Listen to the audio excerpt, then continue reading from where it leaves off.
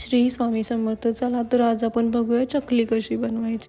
2 मोठे लसणाचे गड्डे घेतलेत मी इथं आणि ते खलबत्त्यामध्ये बारीक करून घेतले. थोडे तीळ घेतलेत, लाल तिखट घेतलंय आणि घरीच बनवलेला मसाला घेतलाय, त्याला चटणी म्हणतात, आणि रामबंधूचा चकली मसाला घेतला. चकलीसाठी पीठ चाळून घेतलंय मी. हे पीठ मी घरीच बनवलंय. आता त्यामध्ये आपल्याला फोडणी घालायची आहे. एका पातेल्यामध्ये मी तेल घेतलं. तेलामध्ये पहिल्यांदा जो लसूण आपण ठेचून घेतला होता तो घातला, जो मसाला दाखवला होता तो घातला आणि तीळ घातलं. हे सगळं चांगलं भाजल्यानंतर त्या पिठामध्ये आपल्याला ही फोडणी घालायची आहे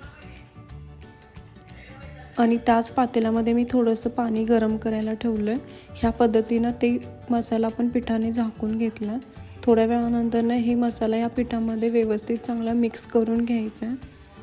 तर पीठ आपण हातावरती असं घासून हे एकसारखं करून घ्यायचं आहे. पण जे पाणी गरम करायला ठेवलं होतं ते कोमट पाणी ह्यामध्ये थोडं थोडं घालून हे पीठ चांगलं मळून घेतलं. तर चकली तळण्यासाठी मी इथे कढईमध्ये तेल गरम करायला ठेवलंय. तोपर्यंत आपण इथे चकल्या पाडून घेऊ. तर चकलीचा थोडासा गोळा घेतलाय मी, तो परत मळून चकलीच्या साच्यामध्ये आपण घालून घेऊ.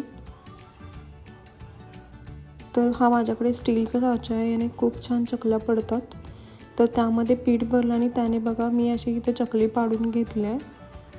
तर चकलीचे 3 ते 4 राऊंड पाडायचे, म्हणजे चकली पण दिसायला छान दिसते. तर अशा पद्धतीनं मी इथे 4-5 चकल्या पाडून घेतल्यात.